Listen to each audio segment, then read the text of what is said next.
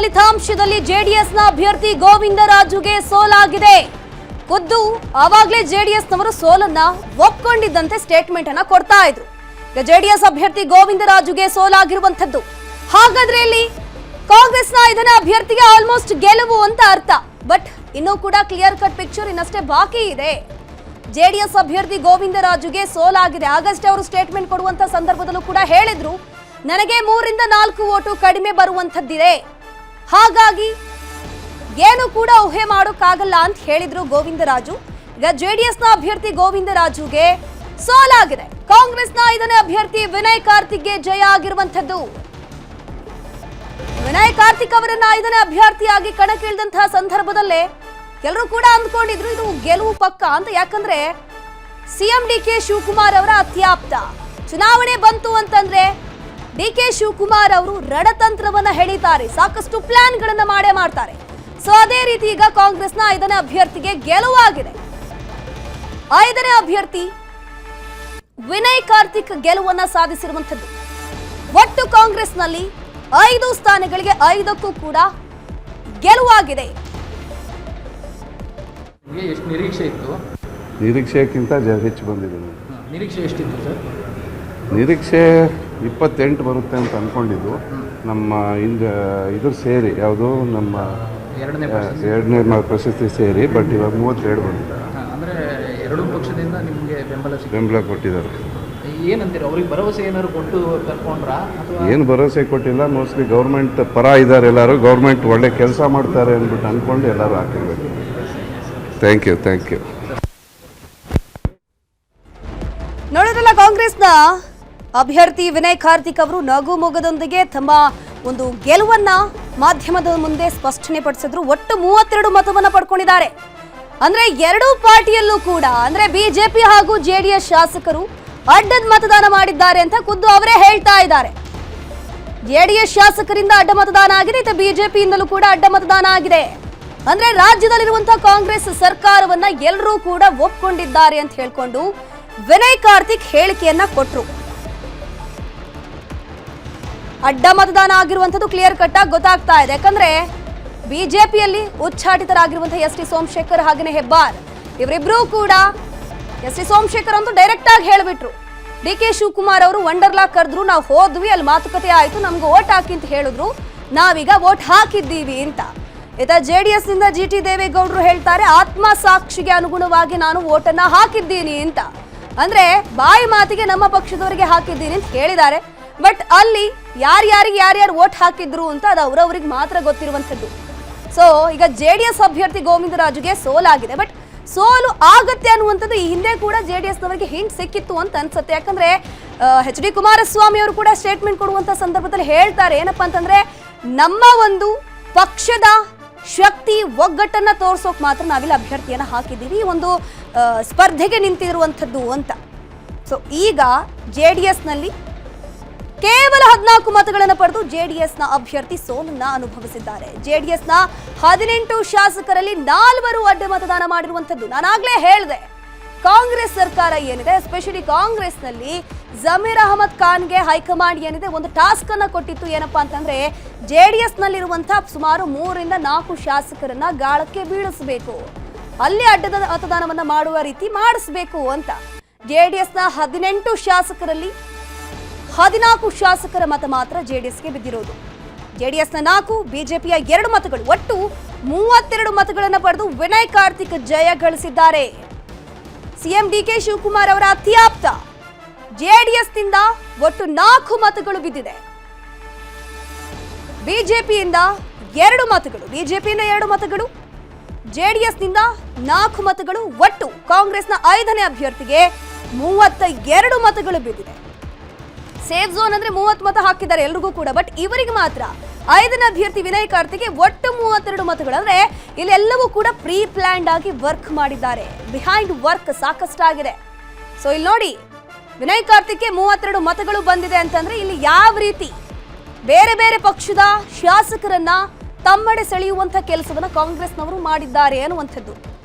ವಿನಯ್ ಕಾರ್ತಿಕ್ಗೆ ಜಯ ಗಳಿಸಿದ್ದಾರೆ. ಜಯ ಗಳಿಸುವ ಹಿಂದೆ ಸಿಎಂ ಡಿಕೆ ಶಿವಕುಮಾರ್ ಅವರ ಪಾತ್ರ ಕೂಡ ಸಾಕಷ್ಟಿದೆ. ಸಾಕಷ್ಟು ಟ್ಯಾಕಲ್ಗಳನ್ನ ಮಾಡಿದ್ದಾರೆ, ಸಾಕಷ್ಟು ಟಾರ್ಗೆಟ್ಗಳನ್ನ ತಮ್ಮ ತಮ್ಮ ಕಾರ್ಯಕರ್ತರಿಗೂ ಕೂಡ ಕೊಟ್ಟಿರುವಂಥದ್ದು. ಮೊನ್ನೆ ಅಷ್ಟೇ ತಮ್ಮ ಸ್ವಕ್ಷೇತ್ರಕ್ಕೆ ಹೋಗುವಂತಹ ಸಂದರ್ಭದಲ್ಲೂ ಕೂಡ ಅಲ್ಲೂ ಕೂಡ ಡೈರೆಕ್ಟ್ ಓಪನ್ ಆಫರ್ ಅನ್ನು ಕೊಟ್ಟಿದ್ರು. ಏನಪ್ಪಾ ಅಂತಂದ್ರೆ JDS ನವರು ಕೂಡ ನಮ್ಮವರೇ, JDS ನವರು ಕೂಡ ಯಾವ ಸಂದರ್ಭದಲ್ಲಾದ್ರೂ ಕೂಡ ಸಹಾಯ ಹಸ್ತವನ್ನ ನಾನು ಮಾಡ್ತೀನಿ, ಅವರಿಗೆ ಯಾವಾಗ್ಲೂ ನಾನು ಅವರಿಗೆ ಸಪೋರ್ಟ್ ಆಗಿ ನಿಲ್ತೀನಿ, ಏನೇ ಕಷ್ಟ ಬಂದ್ರು ನನ್ನ ಬಳಿ ಬನ್ನಿ ಅಂತ ಹೇಳ್ಕೊಂಡು ಆಹ್ವಾನವನ್ನು ಕೊಟ್ಟಿದ್ರು DK ಶಿವಕುಮಾರ್ ಅವರು ಕನಕಪುರಕ್ಕೆ ಹೋದಂತಹ ಸಂದರ್ಭದಲ್ಲಿ. ಸೊ ಗಮನಿಸ್ತಾ ಹೋಗ್ಬೋದು, ಈಗ JDS ನಲ್ಲಿ ಸಾಕಷ್ಟು ಮಂದಿ ಕಾಂಗ್ರೆಸ್ ಪರವಾಗಿದ್ದಾರೆ ಅನ್ನುವಂಥದ್ದು ಇಲ್ಲಿ ಪ್ರೂವ್ ಆಗ್ತಾ ಇದೆ. JDS ನ 4, ಬಿಜೆಪಿಯ 6 ಶಾಸಕರಿಂದ ಅಡ್ಡ ಮತದಾರ ಆಗಿದೆ. ಎಸ್ಪೆಷಲಿ ಬೆಂಗಳೂರು ಭಾಗದಿಂದಲೂ ಕೂಡ ಬಿಜೆಪಿಯ ಶಾಸಕರು ಇಲ್ಲಿ ಕಾಂಗ್ರೆಸ್ಗೆ ಅಡ್ಡ ಮತದಾನ ಮಾಡಿರುವಂಥದ್ದು ಮಾಹಿತಿ ಕೂಡ ಸಿಗ್ತಾ ಇರುವಂಥದ್ದು. ಯಾಕಂದ್ರೆ ಬೆಂಗಳೂರು ನಗರಾಭಿವೃದ್ಧಿ ಸಚಿವರಾಗಿ DK ಶಿವಕುಮಾರ್ ಅವರಿದ್ರು. ಆ ಸಂದರ್ಭದಲ್ಲೂ ಕೂಡ ಸಾಕಷ್ಟು ಒಂದು ಫ್ರೆಂಡ್ಶಿಪ್ ಅನ್ನುವಂಥದ್ದು, ಬಾಂಡಿಂಗ್ ಅನ್ನುವಂಥದ್ದು ಕ್ರಿಯೇಟ್ ಆಗೇ ಇದ್ದಿರುತ್ತೆ. ಸೊ ಇಲ್ಲಿ ಸಾಕಷ್ಟು ಕುತೂಹಲ ಮೂಡಿಸಿದೆ. ಯಾಕಂದ್ರೆ ಬಿಜೆಪಿಯಿಂದ ಯಾರು ವೋಟ್ ಹಾಕಿರಬಹುದು, JDS ನಿಂದ ಯಾರು ವೋಟ್ ಹಾಕಿರಬಹುದು ಅನ್ನೋದ್ರ ಬಗ್ಗೆ ಈಗ BJP as well as JDS ಅವರು ತಲೆ ಕೆಡಿಸ್ಕೊಳ್ತಿದ್ದಾರೆ. ಇದ್ರ ಬಗ್ಗೆ ಹೆಚ್ಚಿನ ಮಾಹಿತಿ ನೀಡ್ತಾ ಹೋಗ್ತಾರೆ ನಮ್ಮ ಪೊಲಿಟಿಕಲ್ ಬ್ಯೂರೋ ಹೆಡ್ ಆಗಿರುವಂತಹ ಚಿದಾನಂದ್ ಪಟೇಲ್ ನೇರ ಸಂಪರ್ಕದಲ್ಲಿ ಜಾಯಿನ್ ಆಗಿದ್ದಾರೆ. ಚಿದಾನಂದ್ ಪಟೇಲ್ ರೇ, ಇಲ್ಲಿ DK ಶಿವಕುಮಾರ್ ಅವರು 5ನೇ ಅಭ್ಯರ್ಥಿಯನ್ನ ಕಣಕ್ಕಿಳಿಸುವಂತಹ ಸಂದರ್ಭದಲ್ಲೇ ಒಂದಷ್ಟು ಸಾಕಷ್ಟು ಪ್ಲಾನ್ಗಳನ್ನ ಮಾಡೇ ಇರ್ತಾರೆ. ಅದೇ ರೀತಿ ಆಶ್ಚರ್ಯ ಎನ್ನುವಂತೆ 32 ಮತಗಳಿಂದ ಈಗ ಗೆಲುವನ್ನ ಸಾಧಿಸುವಂತದ್ದು 5ನೇ ಅಭ್ಯರ್ಥಿ. ಸೊ ಯಾವ ರೀತಿ ಯಾವ ಪಕ್ಷದಿಂದ ಎಷ್ಟು ಮತಗಳು ಇವರಿಗೆ ಬಂದಿದೆ ಅಂತ? ಧನುಶ್ರೀ, ವಿಧಾನ ಪರಿಷತ್ ಚುನಾವಣೆ ಇದೀಗ ಬಿಜೆಪಿ ಮತ್ತು JDS ನಲ್ಲಿ ಅಲ್ಲೋಲ ಕಲ್ಲೋಲ ಎಬ್ಬಿಸಿರ್ತಕ್ಕಂಥದ್ದು. ತಮ್ಮ ಶಾಸಕರನ್ನ ತಾವು ತಮ್ಮ ಪಕ್ಷದಲ್ಲಿ ಹಿಡಿದಿಟ್ಟುಕೊಳ್ಳುವಲ್ಲಿ ಎರಡೂ ಪಕ್ಷಗಳು ಯಶಸ್ವಿಯಾಗಿಲ್ಲ. ಆ ಮುಖಾಂತರ ಕೊನೆಗೂ ಕೂಡ ಕುದುರೆ ವ್ಯಾಪಾರ ಆಗಿರ್ತಕ್ಕಂಥದ್ದು. ಈಗಾಗಲೇ ಅಡ್ಡ ಮತದಾನ ಬಿದ್ದಿರ್ತಕ್ಕಂಥದ್ದು. ನಿರೀಕ್ಷೆಯಂತೆ ವಿನಯ್ ಕಾರ್ತಿಕ್ ರವರಿಗೆ 32 ಮತಗಳು, ಮೊದಲ ಪ್ರಾಶಸ್ತ್ಯದ 32 ಮತಗಳು ಬಂದಿರತಕ್ಕಂಥ, ಅವರಿಗೆ 4 ಮತಗಳ ಕೊರತೆ ಇತ್ತು. ಆದರೆ ಅವರಿಗೆ ಮೊದಲ ಪ್ರಾಶಸ್ತ್ಯದಲ್ಲೇ 32 ಮತಗಳು ಬಂದಿರತಕ್ಕಂಥ. ಆ ಮುಖಾಂತರ ಎಲ್ಲೊಂದು ಕಡೆ ಇದು JDSಗೆ ಅತಿ ದೊಡ್ಡ ಮರ್ಮಾಘಾತ ಆಗುತ್ತೆ ಅಂತಲೇ ಹೇಳಲಾಗ್ತದೆ. ಯಾಕಂತೇಳಿ ನಾವು ಸ್ಪರ್ಧಾ ಕಣದಲ್ಲಿ ಇರಬೇಕಂತೇಳಿ HD ಕುಮಾರಸ್ವಾಮಿ ತಮ್ಮ ಅಭ್ಯರ್ಥಿ ಗೋವಿಂದರಾಜ್ ಅವರು ಕಣಕ್ಕಿಳಿದ್ರು. ಆದರೆ JDSನ ಒಟ್ಟು 4 ಮತಗಳು ಕ್ರಾಸ್ ವೋಟಿಂಗ್ ಆಗಿರ್ತಕ್ಕಂಥ, ಅದರಲ್ಲೂ ಬಯಲುಸೀಮೆ ಅಂತಲೇ ಕೂಡ ಹೇಳ್ತಿರ್ತಕ್ಕಂಥದ್ದು. ಕೋಲಾರ ಮತ್ತು ಚಿಕ್ಕಬಳ್ಳಾಪುರ ಭಾಗದ ಅಂತ ಕೂಡ ಹೇಳ್ತಿರ್ತಕ್ಕಂಥ, ಅದೇ ರೀತಿ ಮೈಸೂರಿನ ಒಂದು ಭಾಗದಿಂದ ಅಂತ ಹೇಳಲಾಗ್ತಿದೆ. ಮತ್ತು ಹಾಗಾಗಿ ಆ ಮುಖಾಂತರ ಇದು ಎಲ್ಲೊಂದು ಕಡೆ JDSಗೆ ಭವಿಷ್ಯದ ದಿನಗಳಲ್ಲಿ ಎಲ್ಲೊಂದು ಕಡೆ ತಮ್ಮ ಶಾಸಕರನ್ನ ಹಿಡಿದಿಟ್ಟುಕೊಳ್ಳುವುದು ಕಷ್ಟ ಅನ್ನೋದ್ರಲ್ಲಿ ಸ್ಪಷ್ಟ ಸಂದೇಶ ಆಗಿರ್ತಕ್ಕಂಥದ್ದು. ಗೋವಿಂದರಾಜು ಕೇವಲ 14 ಮತಗಳನ್ನು ಪಡೆಯಲು ಮಾತ್ರ ಸೀಮಿತ ಆಗಿರ್ತಕ್ಕಂಥದ್ದು. ಇನ್ನು ಭಾರತೀಯ ಜನತಾ ಪಕ್ಷ ಅತಿ ಶಿಸ್ತಿನ ಪಕ್ಷ ಅಂತ ಕರೆಸಿಕೊಳ್ತಕ್ಕಂಥ ಭಾರತೀಯ ಜನತಾ ಪಕ್ಷದಲ್ಲೂ ಕೂಡ 2 ಶಾಸಕರುಗಳೆಲ್ಲ ಕೂಡ ಕ್ರಾಸ್ ವೋಟ್ ಆಗಿರ್ತಕ್ಕಂಥ, ಅದರಲ್ಲಿ ಒಂದು ಹಸಿಂದು ಕೂಡ ಇರ್ತಕ್ಕಂಥದ್ದು. ಈ ಹಸಿಂದು ಯಾರು ಹಾಕಿದ್ದಾರೆ ಅಂತ ಕೂಡ ಇನ್ನೂ ಯಕ್ಷ ಪ್ರಶ್ನೆ ಆಗಿರ್ತಕ್ಕಂಥದ್ದು. ಆದರೆ ಭಾರತೀಯ ಜನತಾ ಪಕ್ಷದಲ್ಲೂ ಕೂಡ ಕ್ರಾಸ್ ವೋಟಿಂಗ್ ಆಗಿದೆ ಎಂಬುದು ಸದ್ಯಕ್ಕೆ ಚರ್ಚೆ ಆಗ್ತಿರ್ತಕ್ಕಂಥದ್ದು. ಪ್ರಮುಖವಾಗಿ ಕಾಂಗ್ರೆಸ್ನ 5 ಅಭ್ಯರ್ಥಿಗಳು ಗೆದ್ದಿರ್ತಕ್ಕಂಥದ್ದು. ಹಾಗಾಗಿ ಈ ಚುನಾವಣೆ ಒಂದಷ್ಟು ಪಾಠವನ್ನ ಮಾಡಿರ್ತಕ್ಕಂಥ. ಆ ಮುಖಾಂತರ ಮುಖ್ಯಮಂತ್ರಿ DK ಶಿವಕುಮಾರ್ ಅವರಿಗೆ ತಾವು ಎದುರಿಸಿದ ಮೊದಲ ವಿಧಾನ ಪರಿಷತ್ ಚುನಾವಣೆಯಲ್ಲಿ ಅತಿದೊಡ್ಡ ಗೆಲುವನ್ನು ಕಾಣಿಸಿಕೊಳ್ಳುವ ಮುಖಾಂತರ ತಾನು ಚುನಾವಣಾ ಚಾಣಕ್ಯನೂ ಹೌದು ಅನ್ನೋದನ್ನು ಮತ್ತೊಮ್ಮೆ ಪ್ರೂವ್ ಮಾಡ್ಕೊಂಡಿರ್ತಕ್ಕಂಥ. ಆ ಮುಖಾಂತರ ಇದು ಮುಖ್ಯಮಂತ್ರಿ ಆಗಿರ್ತಕ್ಕಂಥ DK ಶಿವಕುಮಾರ್ಗೆ ಹೋಗಿರ್ತಕ್ಕಂಥ ಅತಿ ದೊಡ್ಡ ಕ್ರೆಡಿಟ್ ಅಂತ ಈಗಾಗಲೇ ಬಣ್ಣನೆ ಮಾಡ್ತಿರ್ತಕ್ಕಂಥ. ಆದರೆ JDS ಒಳಗಡೆ ಅಂದ್ರೆ NDA ಒಳಗಡೆ ಇದು ತಲ್ಲಣ ಆಗ್ತಿರ್ತಕ್ಕಂಥ. ಬಹುಶಃ ಇದು ರಾಷ್ಟ್ರೀಯ ಪಕ್ಷ ಆಗಿರ್ತಕ್ಕಂಥ ಭಾರತೀಯ ಜನತಾ ಪಕ್ಷದ ರಾಜ್ಯದ ನಾಯಕರಿಗೆ ಅತಿ ದೊಡ್ಡ ಎಲ್ಲೊಂದು ಕಡೆ ಇಮೇಜ್ಗೂ ಡ್ಯಾಮೇಜ್ ಆಗ್ತಕ್ಕಂಥ ಮತ್ತು ವರಿಷ್ಠರ ಕೆಂಗಣ್ಣಿಗೂ ಗುರಿಯಾಗುವ ಸಾಧ್ಯತೆ ಇದೆ ಅಂತ ಹೇಳಲಾಗ್ತಿದೆ. ಯಾಕಂತ ಹೇಳಿದ್ರೆ ನಿನ್ನೆ ಶಾಸಕಾಂಗ ಪಕ್ಷದ ಸಭೆಯನ್ನು ನಡೆಸಿದ್ರು, ವೋಟಿಂಗ್ ಪ್ಯಾಟರ್ನ್ ಕೂಡ ಹೇಳ್ಕೊಟ್ರು. ಎಲ್ಲದರ ನಡುವೆ ಕೂಡ ವಿಪಕ್ಷ ನಾಯಕ R ಅಶೋಕ್ ಮತ್ತು ಬಿಜೆಪಿ ರಾಜ್ಯಾಧ್ಯಕ್ಷ B ವಿಜೇಂದ್ರ ಅವರು ಕೂಡ ಇನಿಷಿಯೇಟ್ ತಗೊಂಡ್ರು ಕೂಡ 2 ವೋಟ್ ಯಾವ ರೀತಿ ಕ್ರಾಸಿಂಗ್ ವೋಟ್ ಆಯಿತು. ಆದರೆ ಬಿಜೆಪಿ ಒಳಗಡೆ ಇರ್ತಕ್ಕಂಥ ಅಡ್ಡ ಮತದಾರರು ಯಾರು ಎಂಬ ಚರ್ಚೆ ಆಗ್ತಿರ್ತಕ್ಕಂಥದ್ದು. ಹಾಗಾಗಿ ಬಹುಶಃ ಇದು ಎಲ್ಲೊಂದು ಕಡೆ ನಾನು ಹೇಳಿದಾಗ ರಾಷ್ಟ್ರೀಯ ಪಕ್ಷ ಬಿಜೆಪಿಗೂ ಅತಿ ದೊಡ್ಡ ಮುಖಭಂಗ ಅಂತಲೇ ಹೇಳ್ತಿರ್ತಕ್ಕಂಥದ್ದು. ಈಗಾಗಲೇ ಜಯಗಳಿಸಿದವರು ಹೊರಗಡೆ ಬರ್ತಿರ್ತಕ್ಕಂಥದ್ದು. ಪ್ರಮುಖವಾಗಿ ಧನುಶ್ರೀ ಈಗಾಗಲೇ ಗೆದ್ದಂಥವ್ರು ಎಲ್ಲೊಂದು ಕಡೆ ಈಗಾಗಲೇ ಏನು ವಿಜಯೋತ್ಸವ ಆಚರಿಸ್ತಿರ್ತಕ್ಕಂಥದ್ದು. ಬನ್ನಿ ಇದು ಯಾವ ರೀತಿ ಆಯ್ತು ಅಂದ್ರೆ ಪನ್ನಣ್ಣವರು ನಮ್ಮ ಜೊತೆ ಇದ್ದಾರೆ. ಪನ್ನಣ್ಣವರು ನಮ್ಮ ಜೊತೆ ಇದ್ದಾರೆ. ಪನ್ನಣ್ಣ ಪ್ಲೀಸ್. ಎಲ್ಲ ಒಂದ್ ಕಡೆ ಈಗಾಗಲೇ ಈ ಕ್ರಾಸ್ ವೋಟಿಂಗ್ ಸಂಬಂಧಪಟ್ಟಾಗೆ ಹಲವಾರು ಚರ್ಚೆ ಆಗ್ತಿರ್ತಕ್ಕಂಥದ್ದು. ಈಗಾಗಲೇ ಗೆದ್ದಂಥವ್ರು ಕೂಡ ಆಗಮಿಸ್ತಿರ್ತಕ್ಕಂಥದ್ದು. ಧನುಶ್ರೀ, ಒಟ್ಟಾರೆ ಕ್ರಾಸ್ ವೋಟಿಂಗ್ ಬಗ್ಗೆ ಈಗಾಗಲೇ ಬಿಜೆಪಿ ಹೈಕಮಾಂಡ್ ಕೂಡ ಇದೀಗ ಮೆಸೇಜ್ ಹೋಗಿರ್ತಕ್ಕಂಥದ್ದು. ಯಾಕಂತ ಹೇಳಿದ್ರೆ ಕ್ರಾಸ್ ವೋಟಿಂಗ್ ಅನ್ನ ನಿರೀಕ್ಷೆ ಮಾಡಿರಲಿಲ್ಲ, ಆದ್ರೆ ಯಾಕೆ ಕ್ರಾಸ್ ವೋಟಿಂಗ್ ಆಯಿತು ಮತ್ತು ಬಿಜೆಪಿ ತನ್ನ ಶಾಸಕರನ್ನು ಹಿಡಿದಿಟ್ಟುಕೊಳ್ಳುವಲ್ಲಿ ಯಾಕೆ ಯಶಸ್ವಿ ಆಗಿಲ್ಲ, ಯಾಕೆ ಎಚ್ ಡಿ ಕುಮಾರಸ್ವಾಮಿ ಅವರು ಕೊನೆಗಳಿಗೆಯಲ್ಲಿ ಯಾಮಾರಿದ್ರು, ಕ್ರಾಸ್ ವೋಟಿಂಗ್ಗೆ ಯಾರು ಕಾರಣ ಎಂಬ ಚರ್ಚೆ ಆಗಿರ್ತಕ್ಕಂಥದ್ದು. ಯಾಕಂತ ಹೇಳಿದ್ರೆ ಈಗಾಗಲೇ ಎಲ್ಲೊಂದು ಕಡೆ ಕಾಂಗ್ರೆಸ್ನ 5 ಅಭ್ಯರ್ಥಿಗಳು ಗೆದ್ದಿರ್ತಕ್ಕಂಥ ಮತ್ತು ನಿರೀಕ್ಷೆಗಿಂತಲೂ ಹೆಚ್ಚು ಮೊದಲ ಪ್ರಾಶಸ್ತ್ಯದಲ್ಲಿ 32 ಮತಗಳು ಬಂದಿರತಕ್ಕಂಥದ್ದು. ಮಹತ್ತರ ಬೆಳವಣಿಗೆ ಎಂದರಲ್ಲಿ ಭಾರತೀಯ ಜನತಾ ಪಕ್ಷದ ಹಾಸನ ಜಿಲ್ಲೆಯ ಒಬ್ಬ ಶಾಸಕರು ಅಡ್ಡ ಮತದಾನ ಮಾಡಿದರೆಂಬ ಮಾಹಿತಿ ಇದೀಗ ಹೊರಗೆ ಬರ್ತಿರ್ತಕ್ಕಂಥದ್ದು. ಈಗಾಗಲೇ ತುರ್ತು ಸಭೆಯನ್ನು ಕೂಡ ನಡೆಸ್ತಿರ್ತಕ್ಕಂಥದ್ದು. ಈಗಾಗಲೇ ಆರ್ ಅಶೋಕ್ ನೇತೃತ್ವದಲ್ಲಿ ಅಶೋಕ್ ಮತ್ತು ಬಿ ವಿಜೇಂದ್ರ ಅವರು ತುರ್ತು ಸಭೆಯನ್ನು ಮಾಡ್ತಿರ್ತಕ್ಕಂಥದ್ದು. ವಿಪಕ್ಷ ನಾಯಕರ ಕೊಠಡಿಲಿ ಇದೀಗ ಸಭೆ ಕೂಡ ಆರಂಭ ಆಗಿರ್ತಕ್ಕಂಥದ್ದು.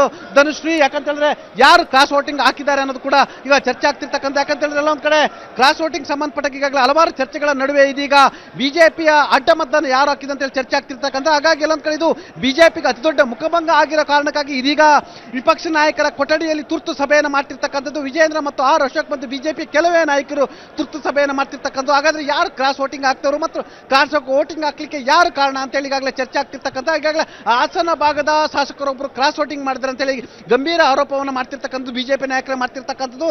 ಬನ್ನಿ, ಈಗಾಗಲೇ ನಾನು ಒಂದಷ್ಟು ವಿಸಲ್ಸ್ ಅನ್ನ ನಿಮಗೆ ನಾನು ತೋರಿಸ್ತೀನಿ. ಈಗಾಗಲೇ ಕೆಲವು ವಿಜಯೋತ್ಸವ ಆಚರಿಸಲಿಕ್ಕೆ ಕೂಡ ಈಗಾಗಲೇ ಬರ್ತಿರ್ತಕ್ಕಂಥದ್ದು. ಒಟ್ಟಾರೆ ಪಿ ವಿ ಮೋಹನ್ ಅವರಿದ್ದಾರೆ. ಪಿ ವಿ ಮೋಹನ್ ನಮ್ಮ ಜೊತೆ ಇದ್ದಾರೆ, ಗೆದ್ದಿರ್ತಕ್ಕಂಥ ಪಿ ವಿ ಮೋಹನ್ ಅವರೇ, ಈ ಗೆಲುವನ್ನ ಯಾರಿಗೆ ಅರ್ಪಿಸ್ತೀರಾ? ಈ ಗೆಲುವನ್ನು ಕಾರ್ಯಕರ್ತರಿಗೆ ಅರ್ಪಿಸ್ತೇನೆ.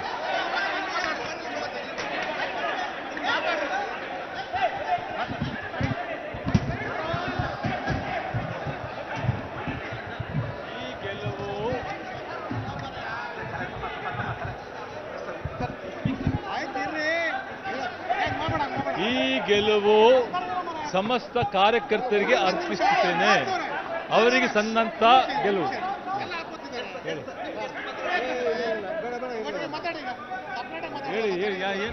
ಎಷ್ಟು ಮತಗಳು ಬಂದವು ಸರ್? ನಮಗೆ ಒಳ್ಳೆಯ ಗೆಲುವು. ಸಿಎಲ್ಪಿ ಮೀಟಿಂಗ್ ಇದೆ.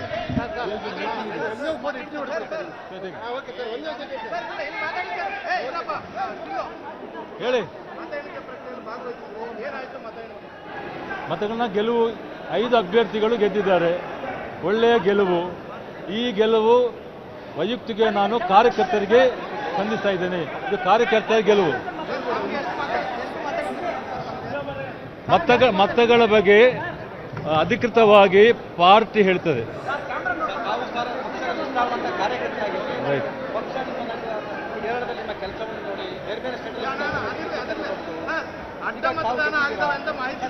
ಮಾಹಿತಿ ಪ್ರಕಾರ ನಿಮಗೆ ಎಷ್ಟು ಮತಗಳು ಬಂತು ಮತ್ತು ಅಡ್ಡ ಮತದಾನದ ಸಂಖ್ಯೆ ವಿನಯ್ ಕಾರ್ತಿಕ್ ಗೆದ್ದಿದ್ದಾರೆ. 5 ಅಭ್ಯರ್ಥಿಗಳು ಗೆದ್ದಿದ್ದಾರೆ. ಅದು ನಾನು ಹೇಳಕ್ಕೆ ಬರೋಲ್ಲ, ಅದು ಪಾರ್ಟಿ ಹೇಳ್ತದೆ. ಯಾಕೆ ನನ್ನ ಕೇಳಿಸ್ತಾ ಇದ್ದೀರಿ? ಪಾರ್ಟಿ ಹೇಳ್ತದೆ. ನಾನು ಗೆದ್ದ ಅಭ್ಯರ್ಥಿ ಅಷ್ಟೇ.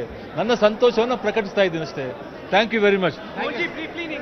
ಈಗಾಗಲೇ ಗೆದ್ದಿರ್ತಕ್ಕಂಥ ಅಭ್ಯರ್ಥಿ ಆಗಿರ್ತಕ್ಕಂಥ ಮೋಹನ್ ರವರು ತಮ್ಮ ಅಭಿಪ್ರಾಯವನ್ನು ವ್ಯಕ್ತಪಡಿಸಿರ್ತಕ್ಕಂಥದ್ದು, ತಮ್ಮ ಸಂತಸವನ್ನು ವ್ಯಕ್ತಪಡಿಸಿರ್ತಕ್ಕಂಥ. ಈಗಾಗಲೇ ಮಾಧ್ಯಮ ಮುಂದೆ ಕೂಡ ವಿನಯ್ ಕಾರ್ತಿಕ್ ಅವರು ಗೆದ್ದಿರ್ತಕ್ಕಂಥ ಮತ್ತು ಕಾಂಗ್ರೆಸ್ನ 5 ಅಭ್ಯರ್ಥಿಗಳು ಗೆದ್ದಿರೋ ಸಂಬಂಧಪಟ್ಟಾಗ ಈಗಾಗಲೇ ಅನೌನ್ಸ್ ಮಾಡಿರ್ತಕ್ಕಂಥದ್ದು. ಧನುಶ್ರೀ, ಈಗ ಜೆಡಿಎಸ್ನಲ್ಲಿ ಎಚ್ ಡಿ ಕುಮಾರಸ್ವಾಮಿ ಅವರು ಕೂಡ ಹೇಳಿದ್ರು, ಅಂದ್ರೆ ಪರೋಕ್ಷವಾಗಿ ಸೋಲನ್ನ ಒಪ್ಕೊಳ್ಳುವಂಗಿತ್ತು. ಯಾಕಂದ್ರೆ ಅವ್ರು ಹೇಳ್ತಾರೆ, ನಾವು ನಮ್ಮ ಒಗ್ಗಟ್ಟನ್ನ ಪ್ರದರ್ಶನ ಮಾಡೋದಕ್ಕೆ ಮಾತ್ರ ನಾವು ಈ ಒಂದು ಚುನಾವಣೆಗೆ ನಿಂತಿರೋದು ಅಂತ. ಬಟ್ ಇಲ್ಲಿ ಒಗ್ಗಟ್ಟು ಅನ್ನುವಂಥದ್ದು ಇಲ್ವೇ ಇಲ್ಲಲ್ಲ. ಇನ್ನೊಂದ್ ಕಡೆ ಇವರ ಮೈತ್ರಿ ಕೂಡ ಮೈತ್ರಿಯಲ್ಲಿ ಬಿರುಕು ಕ್ಲಿಯರ್ ಕಟ್ ಆಗಿ ಇವಾಗ ಬಂದೇ ಬಿಡುತ್ತಲ್ಲ ಅಂತ. ಅಫ್ಕೋರ್ಸ್ ಇದು NDA ಅಂದ್ರೆ JDS ಕೂಡ NDA ಭಾಗ ಆಗಿದ್ರಿಂದ ಕರ್ನಾಟಕದಲ್ಲಿ NDA ಅತಿ ದೊಡ್ಡ ವಿಫಲತೆ ಅಂತಲೂ ಕೂಡ ಕರೆದು ತಪ್ಪಾಗಲಾರದು ಧನುಶ್ರೀ. ಯಾಕಂತ ಹೇಳಿದ್ರೆ 2028ರ ಚುನಾವಣೆಗೆ ಇಬ್ರು ಕೂಡ ಒಟ್ಟಾಗಿ ಅಣಿಯಾಗ್ತಿದ್ರು. ಇಂಥ ಸಂದರ್ಭದಲ್ಲಿ ಎಲ್ಲೊಂದ್ ಕಡೆ ಅವರದೇ ಪಕ್ಷದ ಶಾಸಕರು ಕ್ರಾಸ್ ವೋಟಿಂಗ್ ಮಾಡಿರ್ತಕ್ಕಂಥದ್ದು ಇದೀಗ ಅತಿ ದೊಡ್ಡ ಮುಖಭಂಗ ಆಗಿರ್ತಕ್ಕಂಥ. ಯಾಕಂತ ಹೇಳಿದ್ರೆ ಭಾರತೀಯ ಜನತಾ ಪಕ್ಷದ ನಾಯಕರುಗಳಾಗಿರ್ತಕ್ಕಂಥ ಬಿಜೆಪಿ ರಾಜ್ಯಾಧ್ಯಕ್ಷ ಆಗಿರ್ತಕ್ಕಂಥ ಬಿ ವಿಜೇಂದ್ರ ಮತ್ತು ಆರ್ ಅಶೋಕ್ ಅವರು ಮಾನಿಟರ್ ಮಾಡಿದ್ರು ಕೂಡ ಅವರ ಇಬ್ಬರು ಶಾಸಕರು ಕ್ರಾಸ್ ವೋಟಿಂಗ್ ಮಾಡಿರ್ತಕ್ಕಂಥದ್ದು ಅಚ್ಚರಿಯ ಸಂಗತಿ ಅಂತ ಹೇಳಲಾಗ್ತದೆ. ಬೆಳಗ್ಗೆ ಅಷ್ಟೇ ನ್ಯೂಸ್ ಗ್ರೀನ್ ಕನ್ನಡ ಜೊತೆ ಮಾತನಾಡೋ ಸಂದರ್ಭದಲ್ಲಿ ವಿಜೇಂದ್ರ ಅವರು ಮತ್ತು ಆರ್ ಅಶೋಕ್ ಅವರು ನಮ್ಮದು ಶಿಸ್ತಿನ ಪಕ್ಷ, ಹಾಗಾಗಿ ಎಲ್ಲರೂ ಕೂಡ ಶಿಸ್ತಿನಿಂದ ಭಾರತೀಯ ಜನತಾ ಪಕ್ಷಕ್ಕೆ ಮತವನ್ನು ಹಾಕಿದ್ದಾರೆ ಮತ್ತು ಎಲ್ಲೊಂದ್ ಕಡೆ ಕುದುರೆ ವ್ಯಾಪಾರಕ್ಕೆ ಪ್ರಯತ್ನವನ್ನು ಮಾಡಿದ್ರು ಕೂಡ ಆ ಪ್ರಯತ್ನ ವಿಫಲ ಆಗಿದೆ ಅನ್ನೋ ಮುಖಾಂತರ ಮಾತನ್ನು ಹೇಳಿದ್ರು. ಆದರೆ ಎಲ್ಲೊಂದ್ ಕಡೆ ಅದು ವಿಫಲ ಆಗಿಲ್ಲ. ಆ ಮುಖಾಂತರ ಎಲ್ಲೊಂದ್ ಕಡೆ ಕಾಂಗ್ರೆಸ್ಗೆ ಅಭ್ಯರ್ಥಿಗಳಿಗೆ ಮತ ಹಾಕುವ ಮುಖಾಂತರ ಬಿಜೆಪಿಯಲ್ಲಿ ಎಲ್ಲವೂ ಸರಿ ಇಲ್ಲ, ಬಿಜೆಪಿಯ ನಾಯಕತ್ವವೂ ಸರಿ ಇಲ್ಲ, ಆ ಮುಖಾಂತರ ಬಿಜೆಪಿ ಶಾಸಕರು ಕೂಡ ಬಿಜೆಪಿ ಪಕ್ಷಕ್ಕೆ ಕೂಡ ನಂಬಿಕೆಗೆ ಅರ್ಹರಲ್ಲ ಎಂಬ ಮೆಸೇಜ್ ಪಾಸ್ ಆಗಿರ್ತಕ್ಕಂಥದ್ದು. ಮತ್ತೆ ಎಲ್ಲೊಂದ್ ಕಡೆ 2028ರ ಚುನಾವಣೆ ದೃಷ್ಟಿಕೋನ ಇಟ್ಕೊಂಡು ಈ ಚುನಾವಣೆ ನಡೆಸ್ತಿದ್ರೆ ಎಲ್ಲೊಂದ್ ಕಡೆ ಬಿಜೆಪಿ ಒಳಗಡೆ ಕೂಡ ಎಲ್ಲವೂ ಸರಿ ಇಲ್ಲ ಅನ್ನೋದು ಪ್ರೂವ್ ಆಗಿರ್ತಕ್ಕಂಥದ್ದು. ಅದರಲ್ಲ ಪ್ರಮುಖವಾಗಿ ಇದು ಬಹುಶಃ ಜೆಡಿಎಸ್ ಪಕ್ಷಕ್ಕೆ, ಅದರಲ್ಲೂ ಕೂಡ ಎಚ್ ಡಿ ಕುಮಾರಸ್ವಾಮಿಗೆ ಅತಿ ದೊಡ್ಡ ರಾಜಕೀಯ ಮರ್ಮಾಘಾತ ಅಂತ ಹೇಳಲಾಗ್ತಿದೆ. ಯಾಕಂತಂದ್ರೆ ಒಂದ್ ಕಡೆ ಬಿಡದಿಯ ವಿಚಾರ ಸಂಬಂಧಪಟ್ಟ ಇದೀಗ ಮುಖ್ಯಮಂತ್ರಿ ಡಿ ಕೆ ಶಿವಕುಮಾರ್ ಮತ್ತು ಈಗ ಎಚ್ ಡಿ ಕುಮಾರಸ್ವಾಮಿ ನಡುವೆ ಇದೀಗ ಎಲ್ಲ ರಾಜಕೀಯ ಯುದ್ಧ ಆರಂಭ ಆಗಿರ್ತಕ್ಕಂಥ ಇಂತಹ ಸಂದರ್ಭದಲ್ಲಿ ಎಲ್ಲ ಒಂದ್ ಕಡೆ ಇದಾಗಿರ್ತಾರೆ. ಬನ್ನಿ, ಈಗ ಗೆದ್ದಿರ್ತಕ್ಕಂಥ ಕಮಕ್ನೂರ್ ಅವರೀಗ ನಮ್ಮ ಜೊತೆ ಇದ್ದಾರೆ. ಬನ್ನಿ ಸರ್. ಸರ್, ಈ ಗೆಲುವನ್ನು ಯಾರಿಗೆ